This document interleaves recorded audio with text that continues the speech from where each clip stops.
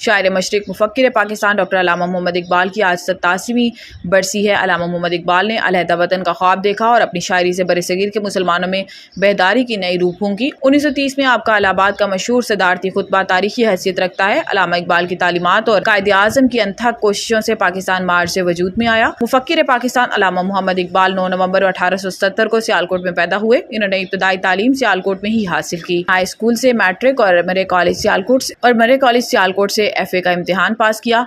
इसके बाद अल्लामा इकबाल ने गवर्नमेंट कॉलेज लाहौर से फ़लसफ़े में मास्टर्स किया और फिर आला तालीम के लिए इंग्लैंड चले गए, जहां कानून की डिग्री हासिल की। बाद आप जर्मनी चले गए, जहां म्यूनिख यूनिवर्सिटी से फ़लसफ़े में PhD की डिग्री हासिल की। आपने ओरिएंटल कॉलेज में तदरीस के फ़राइज़ भी अंजाम दिए, ताहम वकालत को मुस्तकिल पेशे के तौर पर अपनाया। अल्लामा इकबाल वकालत के साथ साथ शेर व शायरी भी करते रहे और सियासी तहरीकों में भी हिस्सा लिया। 1922 में हुकूमत की तरफ से आपको सर का खिताब मिला।